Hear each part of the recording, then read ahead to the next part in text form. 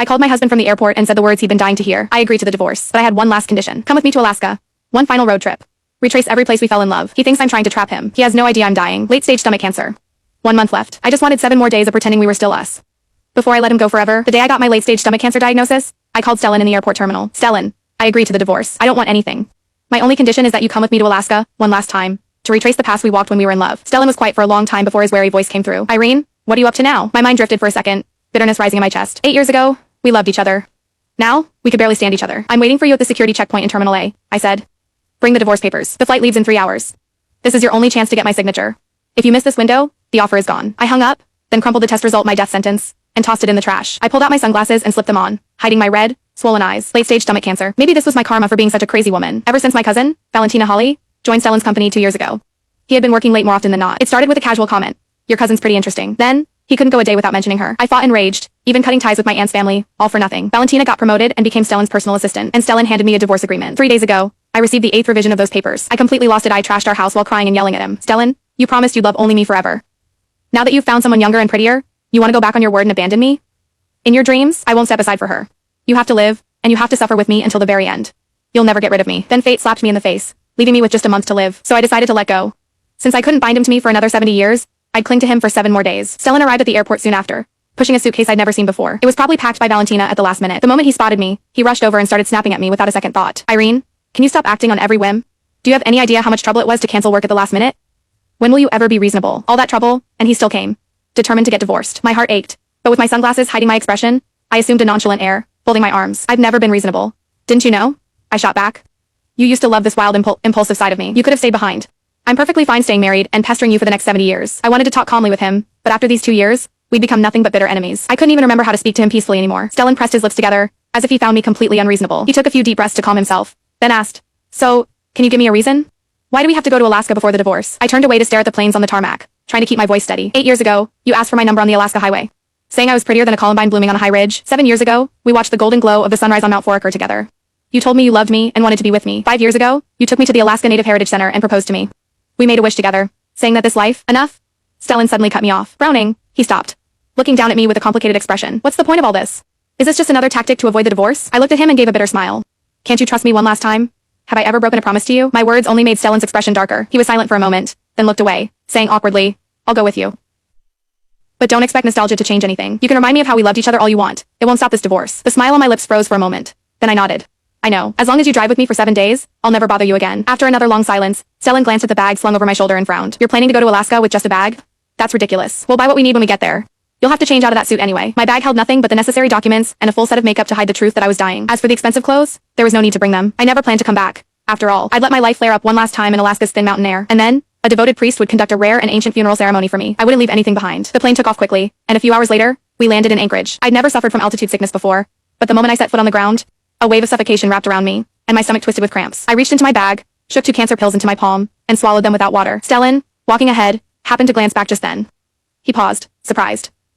What are you taking? I hesitated for a moment, about to answer, but he scoffed. Is it those little antidepressant pills again? The sarcasm in his voice was like an invisible hand squeezing my throat, leaving me speechless. Years of endless arguments had left me with severe depression. At my worst, I mixed the pills into ice cream and ate them spoonful after spoonful, only to throw up until I bled. But it never made Stellan feel sorry for me. Never made him regret. To him, I was just a crazy woman faking depression for sympathy. So now, I simply put the pills back in my bag and replied offhand, for altitude sickness. Maybe I imagined it.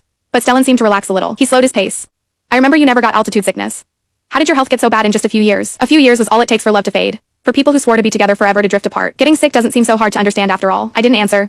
I just said, don't worry. I won't let it mess up our trip. Stellan frowned, but said nothing. We rented a car and changed into more casual clothes. I took off my designer dress and heels, slipped into a simple long skirt and white flats. He traded his tailored suit for a windbreaker and hiking boots. When we looked at each other again, we both seemed lost in thought. For a moment, it felt like we were back at the beginning. Back when he wasn't a cold CEO, and I hadn't been battered by life. We were wild and free, full of reckless energy, loving each other with abandon. Stellan looked at me with a hint of emotion, as if he wanted to say something. A flicker of hope rose in my heart, but then he said, that skirt looks nice on you. Maybe get one for Valentina? Too? It was like a bucket of ice water poured over my head, chilling me to the bone. He seemed to realize what he'd said, frowned, and tried to explain. I cut him off. No need to explain. If you want to buy her one, go ahead. But something this cheap isn't really your style, Mr. Paxton. I didn't want to hear his explanation, just more reminders of how special Valentina was to him. My tone was sharp, and Stellan's face darkened immediately. So I misspoke? And you start up again? I'm here with you. Isn't that enough? Can you stop making a scene? His barrage of questions left me speechless. The curious looks from people around us felt like invisible slaps across my face. I blinked away the sting in my eyes, held back my emotions, and said nothing more. Stellan's voice softened. All right, that was my fault. Just calm down. okay? He paid the bill and left with our stuff. On our first day in Alaska, we parted ways in anger. I stood there for a while, then headed alone to downtown Anchorage. There's a private art gallery downtown, where Stellan and I once bought a painting from the owner, Raphael Maloney, to mark our love. I didn't expect, after all these years, that he'd recognize me right away. Miss Godwin, or should I say Mrs. Paxton? Long time no see. Are you here with Mr. Paxton? I smiled at him. Long time no see. Just call me Miss Godwin. I'm here to ask if you could paint another picture for me. Raphael was surprised, but quickly nodded, with a warm smile. Of course. What would you like? Feeling the ache in my stomach, I paused for a moment and whispered, my portrait for the funeral? Raphael froze, staring at me in disbelief. I felt a little awkward and said, if you think it's bad luck, just pretend I never came. Raphael cut me off immediately.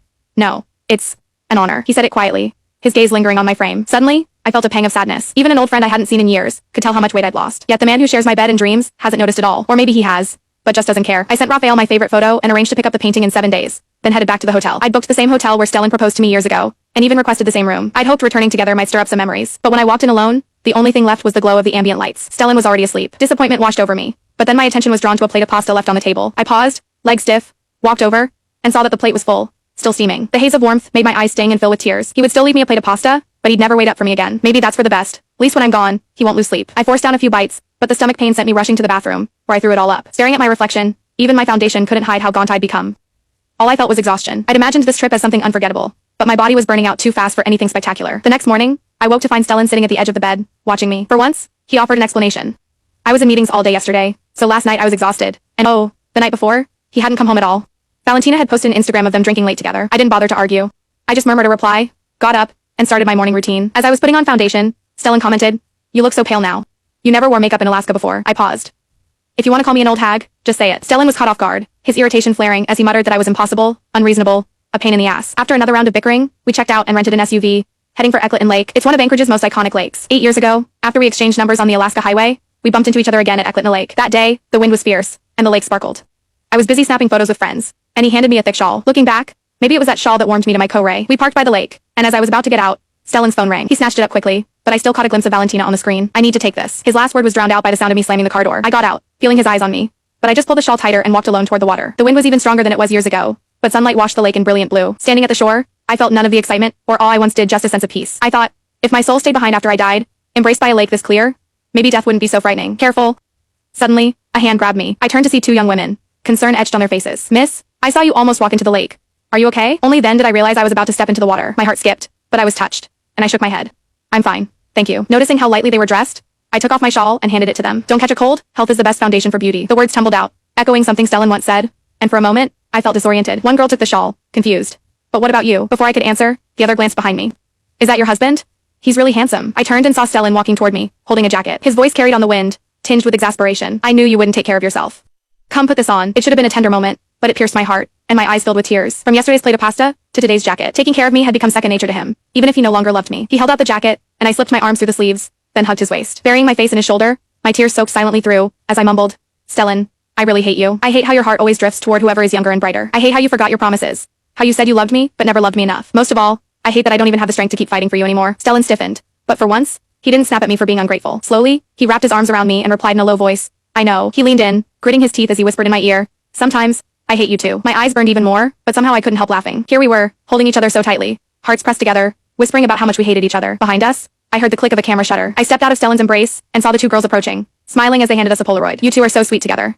You're perfect for each other. Stellan took the photo, staring at our locked embrace in the image, unable to say a word. I smiled and played along. Yeah, we met here 8 years ago.